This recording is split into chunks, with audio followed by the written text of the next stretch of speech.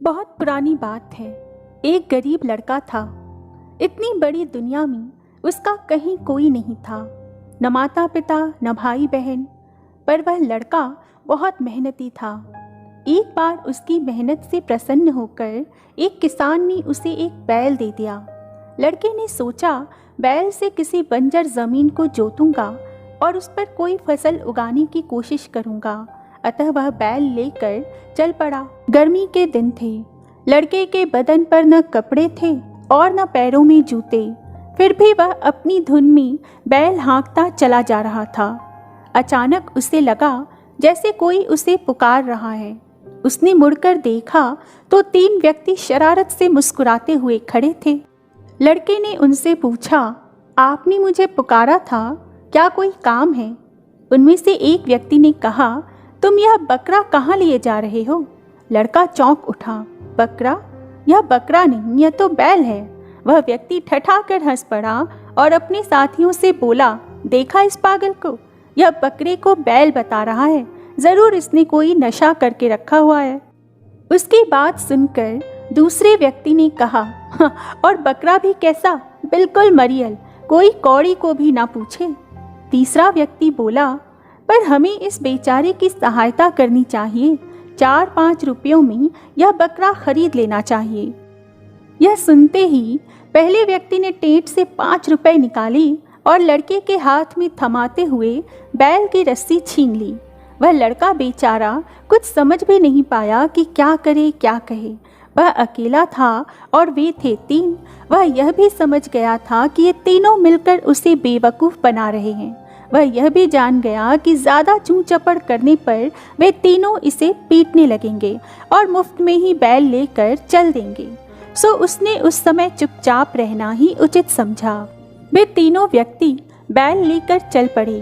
वे अभी थोड़ी ही दूर पहुँचे होंगे कि वह लड़का भागता भागता उनके पास आया। उसने कहा, आप लोग तो बड़े दयालु हैं। मेरे मरियल बकरे को सचमुच कोई पूछता ही नहीं, पर आपने उसके 5 रुपये दे दिए। आपसे बढ़कर सज्जन मुझे और कहाँ मिलेगा। मेरा इस दुनिया में कोई नहीं है। यदि आप लोग मुझे नौकर रख लें तो मेरे कुछ दिन तो सुख से कट जाएंगे। तीनों व्यक्तियों ने सोचा, यहाँ तो मुफ्त में ही नौकर मिल रहा है। उन्होंने उसे अपने साथ ले लिया। लड़का तो था बड़ा मेहनती।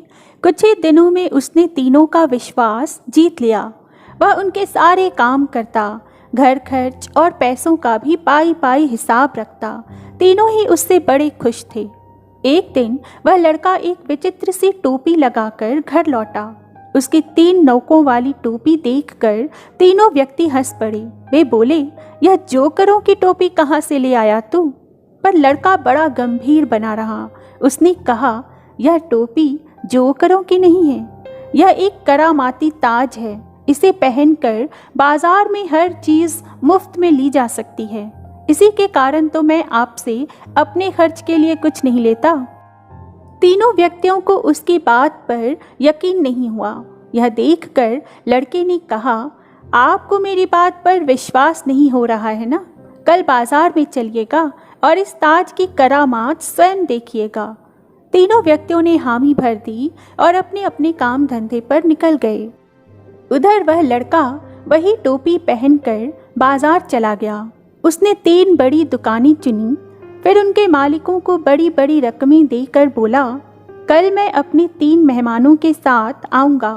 पहचान के लिए यही टोपी पहने रहूँगा।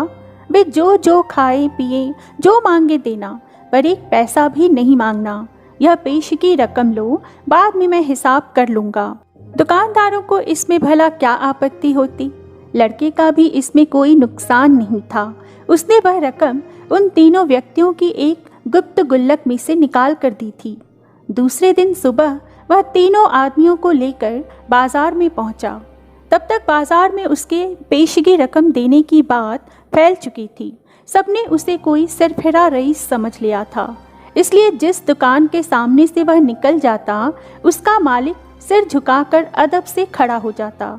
सारे बाजार का चक्कर लगाने के बाद वह लड़का उन्हें एक बड़ी दुकान में ले गया। यहाँ खाने पीने की बड़ी स्वादिष्ट चीज़ें रखी थीं। चारों ने छक कर भोजन किया। भोजन करने के बाद लड़का उठा। उसके साथ तीनों व्यक्ति भी उठ खड़े हुए। जब वे बाहर जाने लगे तो दुकान का मालिक हाथ जोड़कर उठ खड़ा हुआ। वह बोला, फिर कभी ज़रूर पधारिएगा, दुकान आपकी ही है। लड़का मुस्कुरा कर रह गया। दुकान के आईने में उसने अपनी विचित्र टोपी कुछ ठीक की और फिर दुकान के बाहर हो लिया। तीनों व्यक्तियों की तो आंखें फटी रह गईं। उन्होंने सपने में भी टोपी के चमत्कारी होने की बात सोची नहीं थी। वे अभी सोच विचार में डूबे ही थे कि लड़के ने कहा, आइए अब और कहीं चलें। तीनों व्यक्ति चुपचाप उसके पीछे हो लिए। वह लड़का दिन भर उन्हें बाजार में घुमाता रहा। दोपहर में वह उन्हें एक और होटल में खाना खिलाने ले गया। शाम को भी उसने उनकी इसी तरह खातिरदारी की। तीनों व्यक्तियों को तो जैसे सब कुछ सपना जैसा लग रहा था। जहाँ भी वह लड़का टोपी पहने जाता वहीं उसकी बड़ी आवभगत होती। रात को वे घर लौटने लगे। राह में उन तीनों व्यक्तियों ने वह चमत्कारी टोपी खरीदने का निश्चय किया और घर पहुँचते ही वह उस लड़के से टोपी खरीदने की बात चलाने लगे। लड़के ने टोपी बेचने से साफ इनकार कर दिया। वह बोला, मेरे पास यही तो एक माता पिता की संपत्ति है, मैं इसे किसी भी कीमत पर बेचूंगा नहीं। उधर तीनों व्यक्तियों ने किसी भी तरह यह टोपी हथियाने का निर्णय कर लिया था। उन्होंने हाथ जोड़कर उसकी चिरौरी की। अपना सब कुछ देकर भी टोपी खरीदने की उतावली दिखाई तो लड़के ने कहा, आप लोग मुझे इतना लज्जित न करें, मैं आपको यह टोपी दे दूंगा। और उसी रात तीनों व्यक्तियों ने अपनी सारी संपत्ति लड़के को थमाकर उससे टोपी ले ली। लड़का उनका सारा माल असबाब अपने उसी बैल पर लाद कर चल पड़ा और रातों रात बहुत दूर निकल गया। सुबह हुई और तीनों आदमी टोपी की बदौलत बाजार का बाजार खरीदने के लिए चल पड़े। बाजार पहुंचने पर वे पहले उसी दुकान में गए जहां एक दिन पहले उस लड़के ने उन्हें छक कर भोजन कराया था। टोपी के कारण दुकान का मालिक उन्हें फौरन पहचान गया। उसने उठकर उनकी आवभगत की और स्वयं खाने पीने की चीज़ें ला लाकर उनके सामने रखता गया। तीनों व्यक्तियों ने सोचा, टोपी अपना कमाल दिखा रही है। उन्होंने खूब छक कर खाना खाया, फिर डकार लेते हुए उठ खड़े हुए। जब वे बिना पैसे दिए बाहर जाने लगे तो दुकानदार ने कहा, जनाब पैसे तो देते जाइए। तीनों आदमी तमक उठे, पैसे? पैसे किस बात के? और यह कहते हुए उनमें से एक ने टोपी दुकानदार की आंखों के सामने नचा दी। दुकानदार काफ़ी मोटा तगड़ा था। वह अकेला ही तीनों के लिए काफ़ी था। उसने लपक कर टोपी वाले व्यक्ति की गर्दन पकड़ ली और बोला, अब बताऊं तुझे पैसे किस बात के? तीनों व्यक्ति बड़े सकपकाए। उनमें से एक ने जल्दी जल्दी पैसे देकर अपना पिंड छुड़ाया और दुकान से बाहर हो गए। बाहर आकर वे आपस में झगड़ने लगे। टोपी पर उन्हें अभी भी यकीन था। दो व्यक्तियों ने अपने तीसरे साथी से कहा, तुमने टोपी हाथ में ले रखी थी, इसी कारण उसका असर नहीं हुआ, तुम इसे सिर पर पहनो। तीसरे व्यक्ति को इस बात में सच्चाई लगी। उसने टोपी सिर पर रख ली। उसे बड़ी शर्म मालूम पड़ रही थी, पर बेचारा क्या करता। अब वे तीनों फिर एक दुकान में गए। वहाँ भी उन्होंने मनचाही चीज़ें खरीदी। जब वे उनकी गठरी बांध कर चलने लगे तो दुकानदार ने उनसे चीज़ों के दाम मांगे। तीनों व्यक्तियों को कुछ सूझा नहीं। घबराहट में टोपी पहना व्यक्ति दुकानदार के सामने आकर अपना सिर हिलाने लगा ताकि दुकानदार टोपी से प्रभावित हो जाए, पर इसका उल्टा असर हुआ। दुकानदार ने उसे जो थप्पड़ मारा तो टोपी उड़कर भट्टी में जा गिरी और क्षण भर में जलकर राख हो गई। टोपी को इस तरह जलकर भस्म होते देखकर तीनों आदमी चीख चीख कर रोने लगे। अब तो उस दुकान के सामने भारी भीड़ इकट्ठी हो गई। जब तीनों व्यक्तियों ने रोते रोते करामाती टोपी के गुण बतलाई तो लोगों का हंसते हंसते बुरा हाल हो गया। दुकानदारों ने उन्हें असली बात बताई। अब तो उन तीनों व्यक्तियों के होशे उड़ गए। वे समझ गए कि उस लड़के ने उन्हें बेवकूफ़ बनाकर अपना बदला ले लिया है। उस दिन से उन्होंने किसी को भी धोखा न देने की कसम। किसी गांव में एक चमार रहता था। वह बड़ा ही चतुर था, इसीलिए सब उसे चतुरी चमार कहा करते थे। घर में वह और उसकी स्त्री थी। उनकी गुजर बसर जैसे तैसे होती थी, इसी से वे लोग परेशान रहते थे। एक दिन चतुरी ने सोचा कि गांव में रहकर तो उनकी हालत सुधरने से रही, तब क्यों न वह कुछ दिन के लिए शहर चला जाए और वहां से थोड़ी कमाई करके लाए। स्त्री से सलाह की तो उसने भी जाने की अनुमति दे दी। वह शहर पहुंच गया। मेहनती तो वह था ही, सूझबूझ भी उसमें खूब थी। कुछ ही दिनों में उसने 100 रुपए कमा लिए। इसके बाद वह गांव को रवाना हो गया। रास्ते में घना जंगल पड़ता था। जंगल में डाकू रहते थे। चतुरी ने मन ही मन कहा कि वह रुपए ले जाएगा तो डाकू छीन लेंगे। अतः उसने उपाय खोजा। एक घोड़ी खरीदी और कुछ रुपए उसकी पूंछ में बांधकर चल दिया। देखते ही देखते डाकुओं ने उसे घेरा। बोले, बड़ी कमाई करके लाया है चतुरिया, ला निकाल रुपये। चतुरी बोला, रुपये मेरे पास कहाँ है भैया, जो थे उससे यह घोड़ी खरीद लाया हूँ। इस घोड़ी की बड़ी करामात है, मुझे यह रोज 50 रुपये देती है। और इतना कहकर उसने मारा पूंछ में डंडा कि खन खन करके 50 रुपये निकल पड़े। डाकुओं का सरदार बोला, सुन भाई, यह घोड़ी तुमने कितने में खरीदी? चतुरी ने कहा, क्यों, उससे तुम्हें क्या? वह बोला, हमें रुपए नहीं चाहिए, यह घोड़ी दे दो। नहीं, चतुरी ने गंभीरता से कहा, मैं ऐसा नहीं कर सकता, मेरी रोजी की आमदनी बंद हो जाएगी। सरदार बोला, ये ले घोड़ी के 100 रुपये। चतुरी ने और आग्रह करना ठीक नहीं समझा। रुपए लेकर घोड़ी उन्हें दे दी और गांव की ओर चल पड़ा। घर आकर सारा किस्सा अपनी स्त्री को सुना दिया। उसने कहा, हो न हो 2-4 दिन में डाकू यहाँ आएंगे, हमें तैयार रहना चाहिए। अगले दिन वह खरगोश के 2 एक से बच्चे ले आया। एक उसने स्त्री को दिया। बोला, मैं रात को बाहर की कोठरी में बैठ जाया करूँगा। जैसे ही डाकू आए, इस खरगोश के बच्चे को यह कहकर छोड़ देना कि जा चतुरी को बुला ला, बाकी आगे मैं संभाल लूँगा। डाकुओं का सरदार घोड़ी को लेकर अपने घर गया और रात को आंगन में खड़ा करके पूंछ में डंडा मारा और बोला, ला रुपये। रुपये कहाँ से आते? उसने कस कस कर कई डंडे पहले तो पूंछ में मारे, फिर कमर में। घोड़ी ने लीद कर दी, पर रुपये नहीं दिए। सरदार समझ गया कि चतुरी ने बदमाशी की है, पर उसने अपने साथियों से कुछ भी नहीं कहा। घोड़ी दूसरे के यहाँ गई, तीसरे के यहाँ गई, उसकी खूब मरम्मत हुई, पर रुपये बेचारी कहाँ से देती।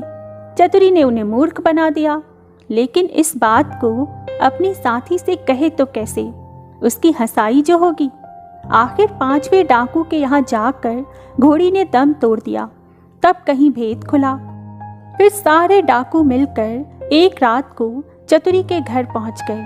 दरवाज़ा खटखटाया। चतुरी की घरवाली ने खोल दिया। सरदार ने पूछा, कहाँ है चतुरी का बच्चा? स्त्री बोली, वह तो खेत पर गए हैं, आप लोग बैठें, मैं अभी बुला देती हूँ। और इतना कहकर उसने खरगोश के बच्चे को हाथ में लेकर दरवाजे के बाहर छोड़ दिया और बोली, जा रे, चतुरी को फौरन बुला ला। क्षण भर बाद ही डाकुओं ने देखा कि चतुरी खरगोश के बच्चे को हाथ में लिए चला आ रहा है। आते ही बोला, आप लोगों ने मुझे बुलाया है, इसके पहुंचते ही मैं चला आया। वाह रे खरगोश। डाकू तो गुस्से में भरकर आए थे, पर खरगोश को देखते ही उनका गुस्सा काफूर हो गया। सरदार ने अचरज में भरकर पूछा, अरे यह तुम्हारे पास पहुंचा कैसे? चतुरी बोला, यही तो इसकी तारीफ है, मैं 7वें आसमान पर हूँ तो वहाँ से भी बुला ला सकता है। सरदार ने कहा, चतुरी यह खरगोश हमें दे दे, हम लोग इधर उधर घूमते रहते हैं और हमारी घरवाली परेशान रहती है, वह इसे भेजकर हमें बुलवा लिया करेगी। दूसरा डाकू बोला, तूने तो हमारे साथ बड़ा धोखा किया, रुपये ले आया और ऐसी घोड़ी दे आया कि जिसने 1 पैसा भी नहीं दिया और मर गई। खैर जो हुआ सो हुआ, अब यह खरगोश दे। चतुरी ने बहुत मना किया तो सरदार ने 100 रुपये निकाले। बोला, यह ले, ला दे खरगोश को। चतुरी ने रुपये ले लिए और खरगोश दे दिया। उस समय तो डाकू चले गए। चतुरी ने आगे के लिए फिर एक चाल सोची। उधर डाकुओं के सरदार ने खरगोश को घर ले जाकर अपनी स्त्री को दिया और उससे कह दिया कि जब खाना तैयार हो जाए तो इसे भेज देना, और वह यह कहकर बाहर चला गया। दोस्तों के बीच बैठा रहा। राह देखते देखते आधी रात हो गई, पर खरगोश नहीं आया। तो वह झल्ला कर घर पहुंचा और स्त्री पर उबल पड़ा। स्त्री ने कहा, तुम तो नाहक नाराज होते हो, मैंने तो घंटों पहले खरगोश को भेज दिया था। सरदार समझ गया कि यह चतुरी की शैतानी है। वे लोग तीसरे दिन रात को फिर चतुरी के घर पहुंच गए। उन्हें देखते ही चतुरी ने अपनी स्त्री से कहा, इनके रुपये लाकर दे दे। स्त्री बोली, मैं नहीं देती। नहीं देती? चतुरी गरसा और उसने कुल्हाड़ी उठाकर अपनी स्त्री पर वार किया। स्त्री लहूलुहान होकर धरती पर गिर पड़ी और आंखें मूंद गई। डाकू दंग रह गए। उन्होंने कहा, अरे चतुरी, तूने यह क्या कर डाला? चतुरी बोला, तुम लोग चिंता मत करो, यह तो हम लोगों की रोज की बात है, मैं इसे अभी जिंदा कर दिए देता हूँ। और इतना कहकर वह अंदर गया और वहां से एक सारंगी उठा लाया। जैसे ही उसे बजाया कि स्त्री उठ खड़ी हुई। चतुरी ने उसे पहले से ही सिखा रखा था और खून दिखाने के लिए वैसा रंग तैयार कर लिया था। नाटक को असली समझकर डाकुओं का सरदार फिर चकित रह गया। उसने कहा, चतुरी भैया, यह सारंगी तू हमें दे दे। चतुरी ने बहुत आनाकानी की तो सरदार ने 100 रुपये निकाल कर उसे और दे दिए और सारंगी लेकर वे चले गए। घर पहुंचते ही सरदार ने स्त्री को फटकारा और स्त्री कुछ तेज हो गई तो उसने आओ देखा न ताओ कुल्हाड़ी लेकर गर्दन अलग कर दी। फिर सारंगी लेकर बैठ गया। बजाते बजाते सारंगी के तार टूट गए, लेकिन स्त्री ने आंखें नहीं खोली। सरदार अपनी मूर्खता पर सिर धुनकर रह गया, पर अपनी बेवकूफ़ी की बात उसने किसी को बताई नहीं और एक के बाद एक सारी स्त्रियों के सिर कट गए। भेद खुला तो डाकुओं का पारा आसमान पर चढ़ गया। वे फौरन चतुरी के घर पहुंचे और उसे पकड़कर एक बोरी में बंद कर नदी में डुबोने ले चले। रात भर चलकर सवेरे वे एक मंदिर पर पहुंचे। थोड़ी दूर पर नदी थी। उन्होंने बोरी को मंदिर पर रख दिया और सब चले गए। उनके जाते ही चतुरी चिल्लाया, मुझे नहीं करनी, मुझे नहीं करनी। संयोग से उसी समय एक ग्वाला अपनी गाय भैंस लेकर आया। उसने आवाज सुनी तो बोरी के पास गया। बोला, क्या बात है? चतुरी ने कहा, क्या बताऊं, राजा के लोग मेरे पीछे पड़े हैं कि राजकुमारी से विवाह कर लूं, लेकिन मैं कैसे करूं? लड़की कानी है। ये लोग मुझे पकड़कर ब्याह करने ले जा रहे हैं। ग्वाला बोला, भैया, ब्याह नहीं होता, मैं इसके लिए तैयार हूँ। इतना कहकर ग्वाले ने झटपट बोरी को खोलकर चतुरी को बाहर निकाल दिया और स्वयं बंद हो गया। चतुरी उसकी गाय भैंस लेकर 9-2-11 हो गया। थोड़ी देर में डाकू आए और बोरी ले जाकर उन्होंने नदी में पटक दी। उन्हें संतोष हो गया कि चतुरी से उनका पीछा अब छूट गया, लेकिन लौटे तो रास्ते में देखते क्या है कि चतुरी सामने है। उन्हें अपनी आंखों पर विश्वास ही नहीं हुआ। पास आकर चतुरी से पूछा, क्या बे, तू यहाँ कैसे? वह बोला, आप लोगों ने तो मुझे नदी में उथले पानी में डाला, इसीलिए गाय भैंस ही मेरे हाथ पड़ी। अगर गहरे पानी में डाला होता तो हीरे जवाहरात मिलते। हीरे जवाहरात का नाम सुनकर सरदार के मुंह में पानी भर आया। बोला, भैया चतुरी, तू हमें ले चल और हीरे जवाहरात दिलवा दे। चतुरी तो यह चाहता ही था। वह उन्हें लेकर नदी पर गया। बोला, देखो, जितनी देर पानी में रहोगे उतना ही लाभ होगा। तुम सब एक एक भारी पत्थर गले में बांध लो। लो भी क्या नहीं कर सकता। उन्होंने अपने गले में पत्थर बांध लिए और एक कतार में खड़े हो गए। चतुरी ने एक एक को धक्का देकर नदी में गिरा दिया। सारे डाकुओं से हमेशा के लिए छुटकारा पाकर चतुरी गाय भैंस लेकर खुशी खुशी घर लौटा और अपनी स्त्री के साथ आनंद। देवघर और मंगल की मित्रता ऐसी थी जैसे दोनों एक ही शरीर के 2 अंग हों। यदि एक को चोट लगती तो तकलीफ दूसरे को होती। वे दोनों बचपन से ही दोस्त थे। अब उनकी मित्रता इतनी पुरानी हो चुकी थी कि लोग उनकी दोस्ती का उदाहरण देते थे। देवघर और मंगल बड़े हो चुके थे। दोनों का अलग अलग व्यापार था। एक दिन दोनों ने तय किया कि वे दोनों मिलकर व्यापार करेंगे। फिर दोनों ने मिलकर व्यापार शुरू कर दिया। उनका व्यापार चल निकला और दोनों खूब अमीर हो गए। वे ठाट बाट से रहने लगे। धीरे धीरे एक समय ऐसा आया कि दोनों का विवाह हो गया। उनको साथ साथ व्यापार करते 7-8 साल बीत चुके थे। तभी देवघर के मन में न जाने कहाँ से बेईमानी आ गई और वह व्यापार में हेरा फेरी करने लगा। मंगल बहुत सीधा और नेक इंसान था। उसे इस गड़बड़ी की भनक तक नहीं लगी। देवघर व्यापार में घाटा दिखाता जा रहा था और एक दिन ऐसा भी आया कि मंगल उस व्यापार का भागीदार ही नहीं रहा। मंगल ने ऐसा धोखा जिंदगी में पहली बार ही खाया था। धीरे धीरे वह बहुत चुप रहने लगा। वह किसी से भी बात नहीं करता था। वह न हंसता था न बोलता था। इस कारण उसकी पत्नी बहुत ज़्यादा परेशान रहने लगी। एक तरफ तो घर में आर्थिक तंगी थी, दूसरी तरफ मंगल बीमार रहने लगा। मंगल की पत्नी शन्नो ने डॉक्टर वैद्य से खूब इलाज कराया, किंतु कोई भी फायदा नहीं हुआ। किसी डॉक्टर को उसकी बीमारी समझ में ही नहीं आती थी। मंगल दिन पर दिन कमज़ोर होता जा रहा था। उधर दूसरी तरफ देवघर अपनी आप में मस्त था। उसने हेरा फेरी करके खूब धन जमा कर लिया था। अब अपना अलग व्यापार करके खूब धन कमा रहा था। अपनी पत्नी के लिए उसने ढेरों गहने बनवा दिए थे। गांव के लोग ऐसा विश्वासघात देखकर कानों पर हाथ रख लेते थे। लोगों को देवघर की बेईमानी का खूब पता था, लेकिन कोई भी खुलकर सामने नहीं आता था। एक दिन मंगल का चचेरा भाई सोमदत्त शहर से आया। वह मंगल की हालत देखकर हैरान रह गया। मंगल की पत्नी ने चिंतित होते हुए कहा, देवर जी, अपने भैया का कुछ इलाज कराओ।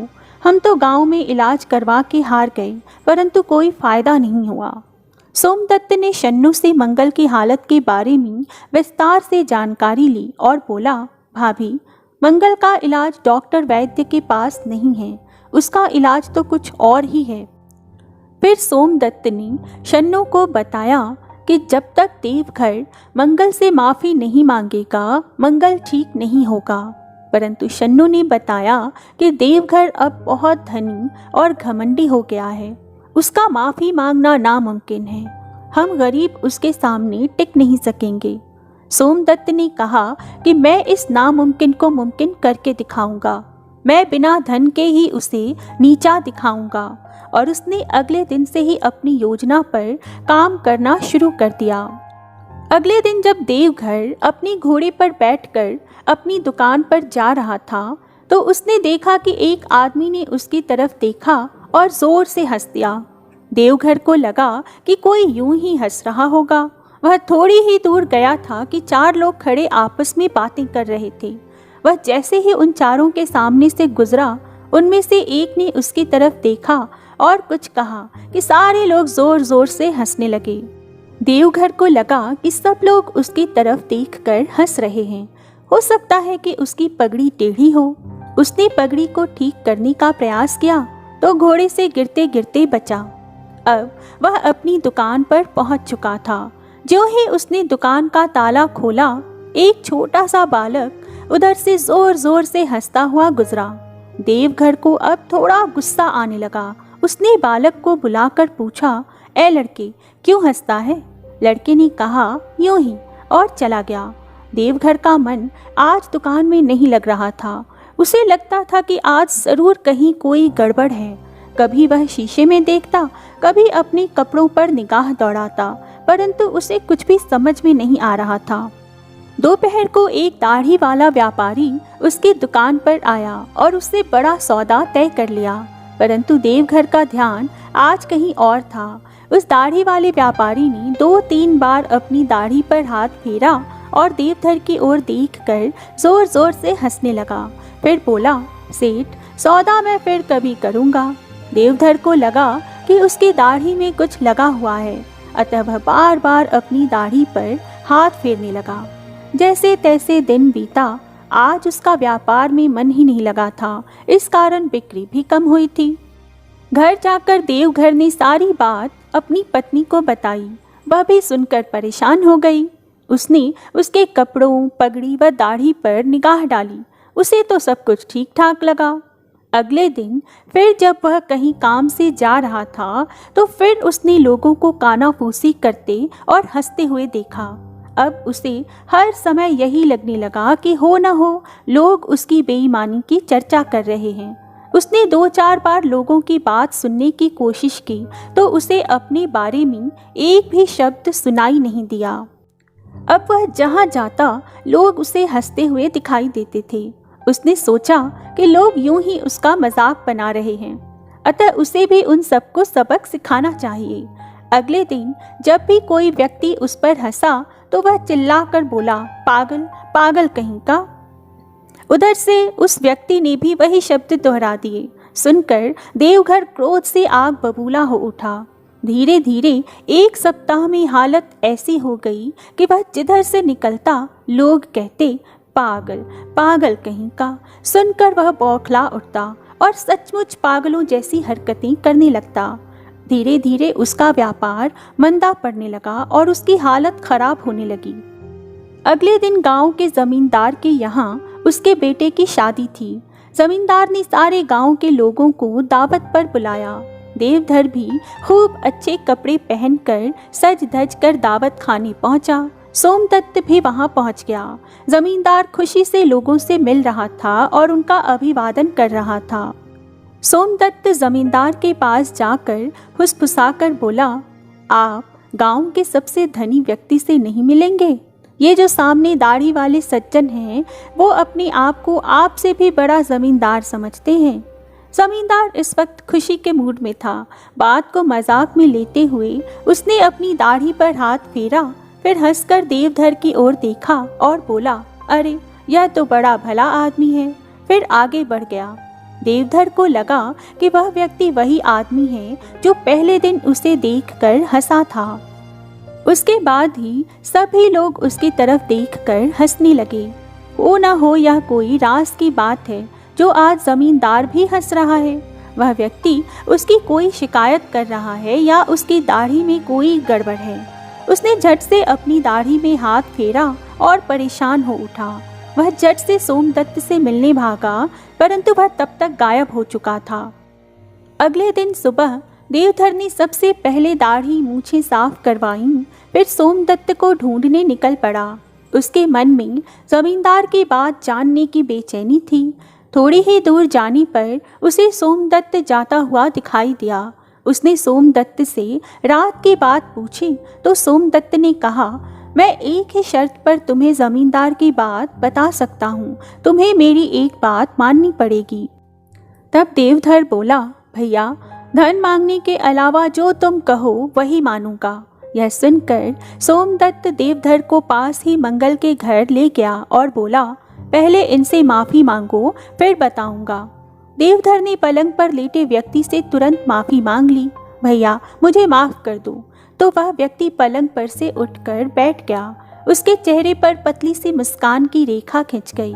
देवधर यह देखकर हैरान रह गया कि वह उसका अपना मित्र मंगल था। उसकी इतनी दुर्बल और बीमार हालत के कारण वह अपने बचपन के मित्र को पहचान नहीं सका था।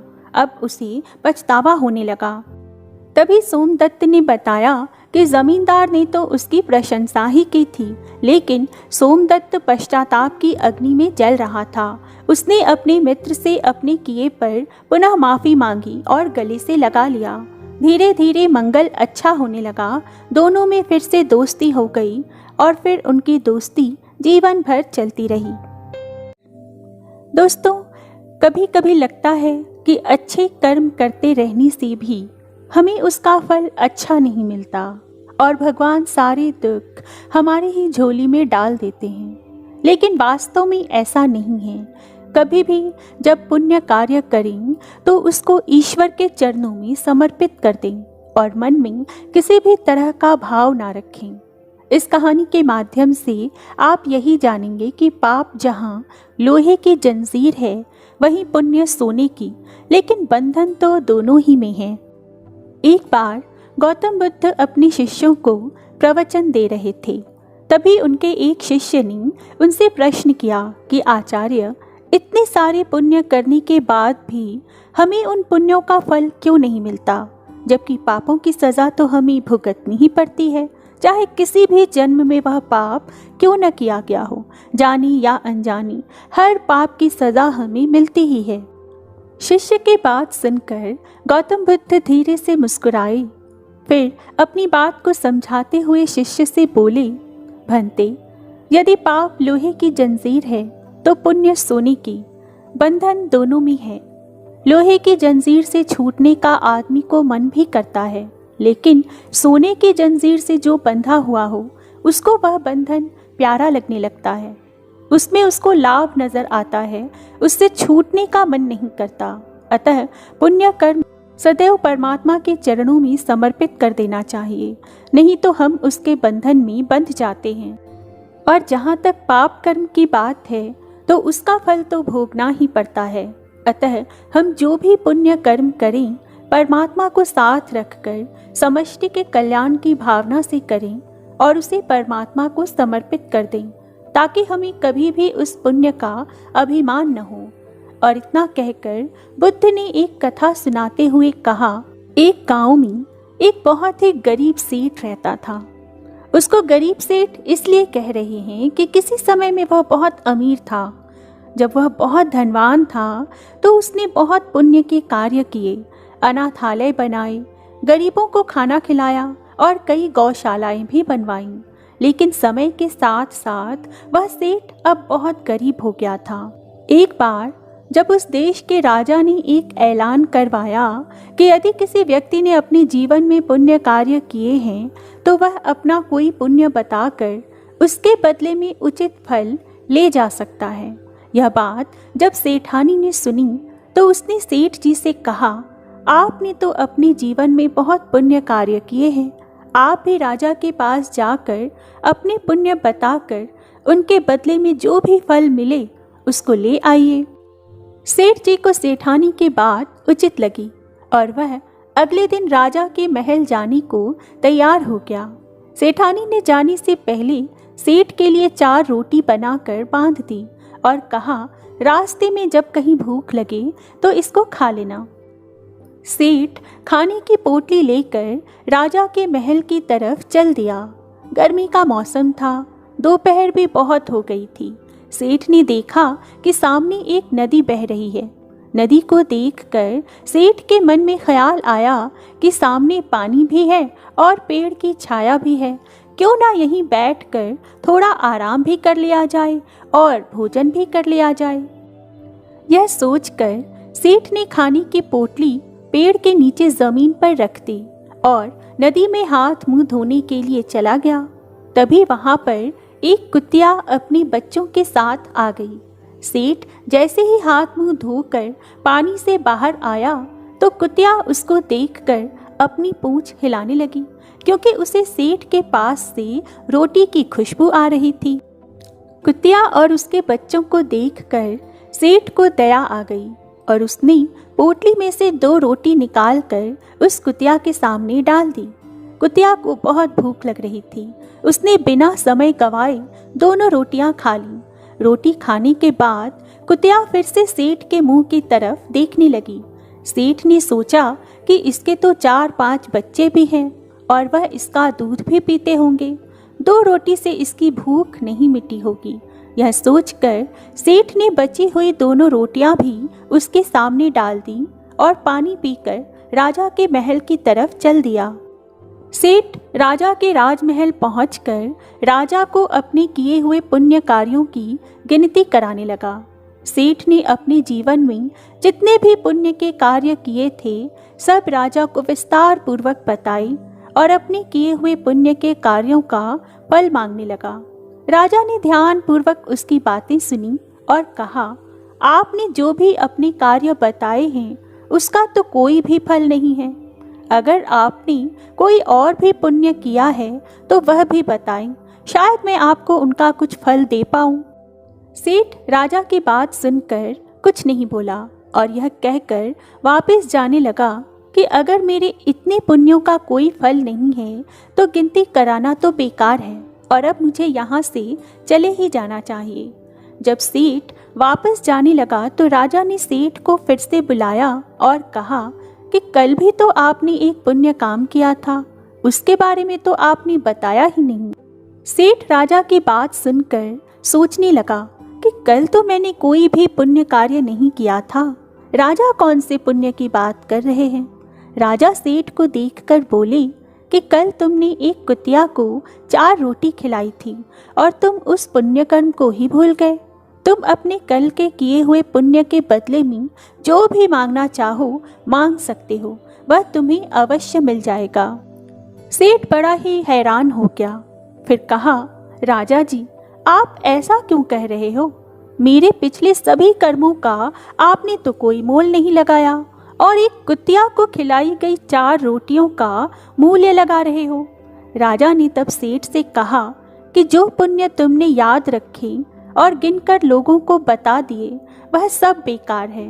राजा ने कहा, जो भी कर्म तुम करते हो और लोगों को सुना देते हो वह सब व्यर्थ हो जाते हैं।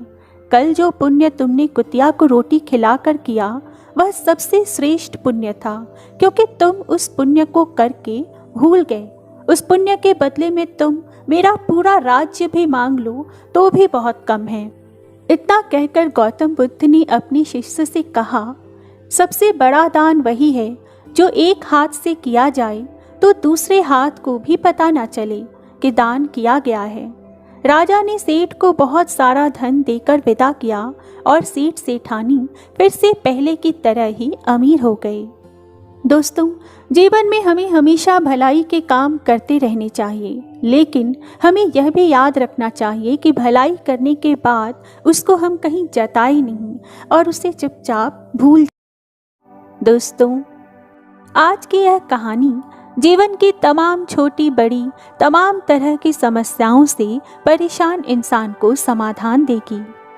एक गांव में एक किसान रहता था। अपने गांव की परेशानियों से वह बहुत दुखी था। किसी ने उसे अपने दुखों के निवारण के लिए गौतम बुद्ध की शरण में जाने को कहा, जो कुछ दिनों के लिए यहाँ से कुछ दूर एक गांव में आए हुए थे, और कहा कि वह निश्चय ही तुम्हारे सभी दुखों का निवारण करेंगे। गौतम बुद्ध कुछ दिनों के लिए वहां से कुछ दूर एक गांव में तब आए हुए थे। यह सुनकर किसान बड़ी इच्छा से बुद्ध की शरण में गया, यह सोचकर कि बुद्ध उसे उसकी समस्याओं, मानसिक पीड़ा, तनाव और दुखों से मुक्ति दिला देंगे। वह बुद्ध के पास पहुंचा और बोला कि हे बुद्ध, मैं एक किसान हूँ, मुझे खेती करना पसंद है, लेकिन बारिश कभी भी पर्याप्त नहीं होती और मेरी फसलें बर्बाद हो जाती हैं। पिछले साल मेरे पास खाने के लिए कुछ भी नहीं था और इस साल भी अत्यधिक बारिश के कारण फसल को बहुत नुकसान हुआ, अतः मेरे पास इस साल भी खाने के लिए पर्याप्त भोजन नहीं है। किसान ने फिर कहा, मैं शादीशुदा हूँ, मेरी पत्नी मेरा ख्याल रखती है, मैं उससे प्यार भी करता हूँ, लेकिन कभी कभी वह मुझे बहुत परेशान करती है और घर में बहुत क्लेश हो जाता है, जिससे मुझे लगता है कि अच्छा होता अगर वह मेरी जिंदगी में आती ही नहीं। किसान आगे बोला, मेरे 2 बच्चे भी हैं, कभी कभी मेरे बच्चे भी मेरा अनादर और अवज्ञा कर देते हैं, मेरे निर्देशों का पालन नहीं करते। किसान लगातार बुद्ध को अपने दुखमय जीवन के बारे में ऐसी तमाम बातें बता रहा था। बुद्ध उस दुखी किसान की समस्याओं को ध्यान से सुन रहे थे। अपनी जिंदगी की सारी परेशानियां बताने के बाद जब उस किसान को राहत महसूस हुई तो वह चुप हो गया। अब उसके पास बताने के लिए कोई और समस्या बची ही नहीं थी। अब वह चुपचाप बैठकर बुद्ध की ओर देख रहा था और अपनी समस्या का समाधान पाने के लिए बुद्ध के उत्तर की प्रतीक्षा कर रहा था, लेकिन बुद्ध चुप थे। किसान ने फिर कहा, हे बुद्ध, मैं आपकी शरण में आया हूँ, कृपया मेरे जीवन के इन समस्याओं का समाधान करें। बुद्ध ने तब कहा, मैं तुम्हारी कोई मदद नहीं कर सकता। किसान आश्चर्यचकित होकर बोला, अरे, यह आप क्या कह रहे हैं? सब कहते हैं कि आप सबके दुख दूर कर देते हैं, तो क्या आप मेरी समस्याएं हल नहीं करेंगे सिर्फ इसलिए कि मैं एक गरीब किसान हूँ? बुद्ध ने तब धैर्य से कहा, मुश्किलें हर किसी के जीवन में आती हैं। जीवन में दुख और परेशानियां आना स्वाभाविक है। व्यक्ति के जीवन में अक्सर उसके कर्मों के अनुसार परिस्थितियां बदलती रहती हैं, जिससे सुख, दुख, निराशा और क्रोध आते रहते हैं। नए रिश्तों का बनना, पुराने रिश्तों का बिगड़ना, रिश्तों में मिठास और कड़वाहट, ये सब सामान्य है। यह जीवन का हिस्सा है और यह जीवन का चक्र है। हकीकत तो यह है कि हम सभी के जीवन में 83 प्रकार की कठिनाइयाँ हैं। इन कठिनाइयों का समाधान आप या मैं नहीं कर सकते, कोई भी नहीं कर सकता। आगे बुद्ध ने कहा, जिंदगी और जिंदगी में बनने वाले रिश्ते स्थिर नहीं होते। एक दिन रिश्तेदार भी चले जाएंगे और जिंदगी भी खत्म हो जाएगी, लेकिन ये समस्याएं वैसी की वैसी ही रहेंगी जैसे आज आपकी जिंदगी में हैं और कल किसी और की जिंदगी में होंगी। गौतम बुद्ध की ये बातें सुनकर किसान ने अपना नियंत्रण खो दिया और क्रोधित हो गया। फिर ऊंची आवाज में बुद्ध से बोला, हर कोई कहता है कि तुम एक महात्मा, एक सिद्ध पुरुष, एक प्रबुद्ध व्यक्ति हो। मैं इस विश्वास के साथ यहाँ आया था कि आप मेरी मदद करोगे। यदि आप मेरी समस्याएं हल ही नहीं कर सकते, तब तो मेरा यहाँ आना ही व्यर्थ हो गया। हर कोई तो झूठ बोलता है कि आप समस्याओं का समाधान करते हैं। आपने तो मेरी एक भी समस्या का समाधान नहीं किया। तुमसे तो अच्छे वही महात्मा थे जो 2 वर्ष पहले मेरे घर आए थे। उन्होंने मेरे लिए यज्ञ कराया, दान दक्षिणा दिलवाई और मेरे मन को असीम शांति दिलाई। कुछ सुख भी बढ़ा और कुछ दुख भी कम हुआ। लेकिन तुमने तो मेरी कोई भी समस्या हल ही नहीं की। तुमने तो मुझे सीधे तौर पर मना कर दिया। तब बुद्ध बड़े ही शांति से किसान से बोले, क्या वह सब करने से जीवन के तुम्हारे सारे दुख समाप्त हो गए? इतना कुछ करने के बाद भी अब तुम इतने परेशान क्यों हो? अब तो तुम पहले से भी ज्यादा दुखों से घिर गए हो। तात्पर्य यह है कि जीवन में दुख कभी समाप्त नहीं होते। किसान बोला, तो क्या मैं मान लूं कि तुम मेरी मदद नहीं कर सकते? यदि तुम ऐसी छोटी छोटी बातों का भी समाधान नहीं कर सकते तो तुम्हारे उपदेशों का क्या लाभ? बुद्ध ने कहा, मैं तुम्हारी 84 समस्या का समाधान तो नहीं कर सकता, लेकिन हाँ, मैं तुम्हारी 84वीं समस्या का समाधान जरूर कर सकता हूँ। किसान तब आश्चर्यचकित हो गया और बोला, 84वीं समस्या क्या है बुद्ध? बुद्ध ने कहा, यानी कि तुम अपने जीवन में कोई समस्या नहीं चाहते। तुम्हारी सारी समस्याएं इसी समस्या के कारण उत्पन्न हुई है। यदि आप इस तथ्य को स्वीकार कर लें कि जीवन में समस्याएं मौजूद हैं और समस्याएं जीवन का हिस्सा हैं, तो आप जीवन की समस्याओं से विचलित नहीं हो पाएंगे। आप जीवन में आने वाली समस्याओं से विचलित हो जाते हैं क्योंकि आपको लगता है कि आप दुनिया के सबसे दुखी व्यक्ति हैं, जबकि सच्चाई यह है कि हर किसी को अपना दुख सबसे ज़्यादा महसूस होता है।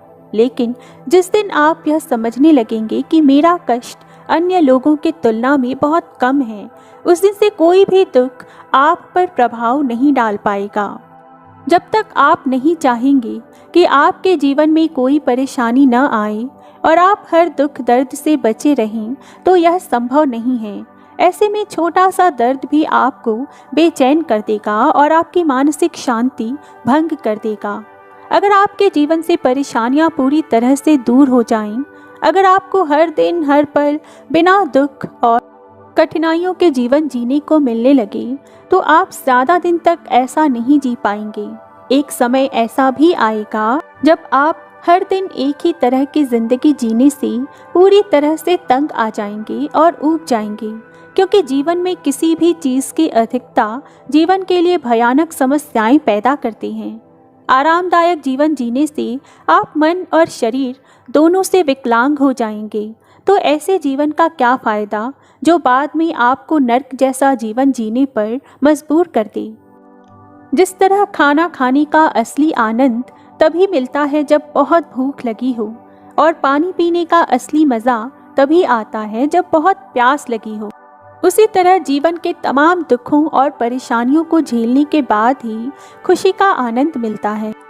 यही कारण है कि जीवन में सुख और दुख अलग अलग रूप में आते रहते हैं। हम चाहकर भी जीवन से सुख दुख को खत्म नहीं कर सकते, लेकिन हम उनसे इतना ऊपर ज़रूर उठ सकते हैं कि कोई भी बड़ी समस्या मन को विचलित ना कर सके।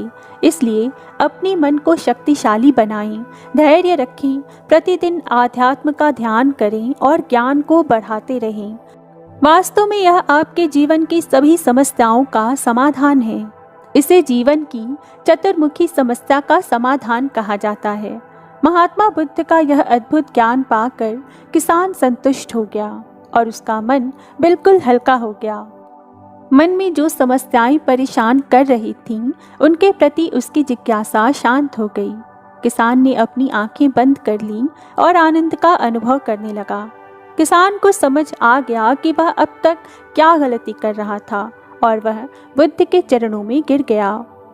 दोस्तों, मुझे उम्मीद है कि आपको यह कहानी पसंद आई होगी और आपके जीवन की कई समस्याएं समाप्त करने के लिए आपको नई प्रेरणा मिली होगी। आगे और भी ऐसी कहानियां सुनते रहने के लिए प्लीज़ मेरे चैनल को सब्सक्राइब करें और मेरे वीडियोस को लाइक और शेयर करना ना भूलें। मैं फिर आऊँगी, तब तक के लिए नमस्कार। आपका दिन शुभ हो।